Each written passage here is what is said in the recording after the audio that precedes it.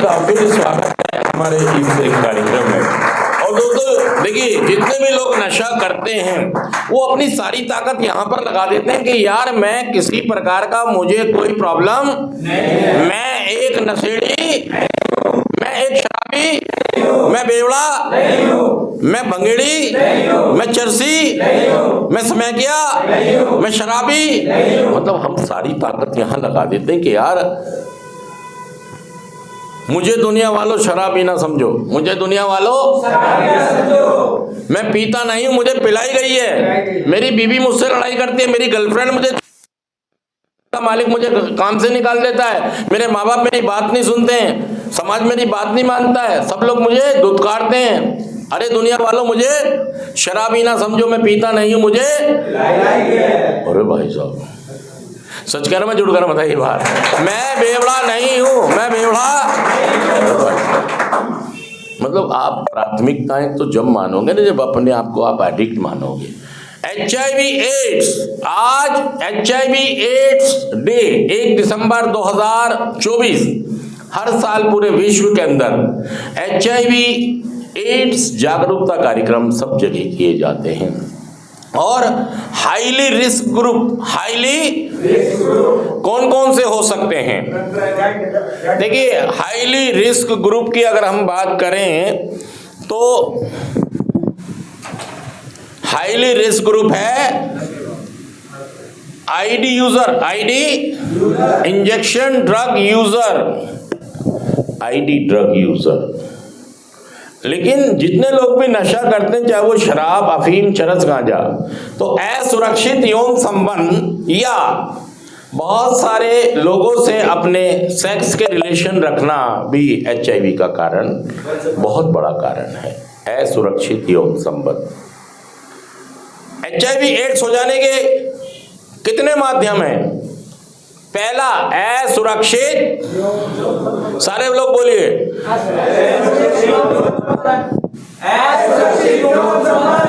दूसरा है इन्फेक्टेड सुई,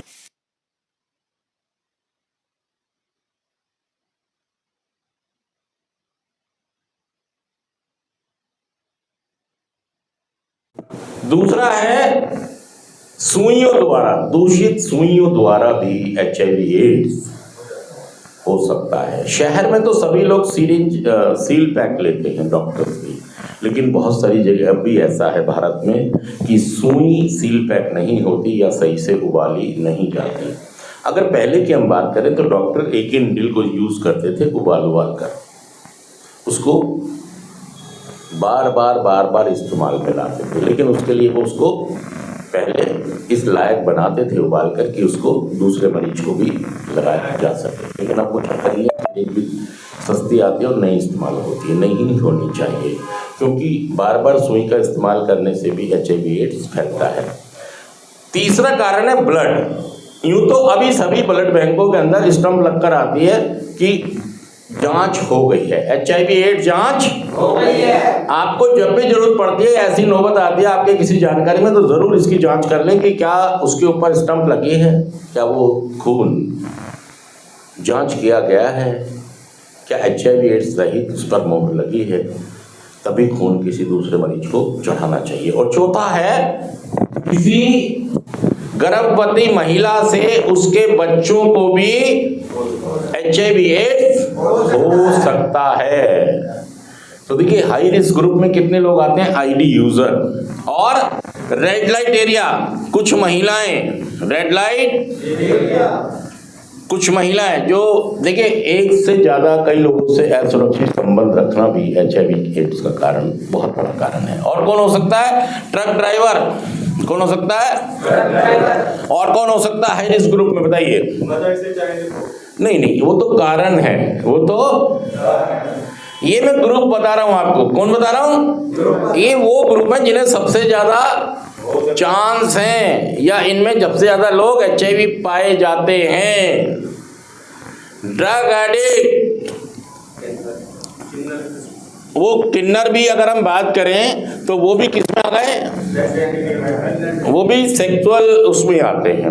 मतलब किन्नर हो, महिलाएं हो, गे हो, कोई भी हो, असुरक्षित यौन संबंध। देखिए होता क्या है कि जो बॉडी में तरल पदार्थ हैं, लिक्विड फॉर्म में जो चीजें हैं, जैसे ब्लड होता है, जैसे योनि से संबंधित वीर्य होता है, या योनि से संबंधित और तरल पदार्थ हो सकते हैं जो योनि से निकलते हैं, या आप ये कहें कि जो भी हमारी बॉडी से जो ये चार्ज मैं कारण बता रहा हूँ आपको, ये महत्वपूर्ण है समझना, हमेशा अवेयर रहें। क्योंकि नशे वाले को इसलिए ज़्यादा ये हाई रिस्क में है क्योंकि जब ये नशे में होते हैं तो अपनी सद्बुद्धि, अपनी जागरूकता, अवेयरनेस खो बैठते हैं, और फिर इनका ऑब्सेशन जो सेक्स का होता है, फिर ये कहीं भी कुछ भी।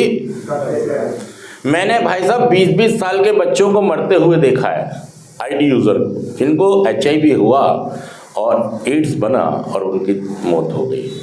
HIV मतलब एक ऐसा वायरस जो इम्यून सिस्टम को ख़त्म करता है। पहले वायरस बॉडी में आता है और फिर वो डेवलप होता है, फिर एड्स बनता है।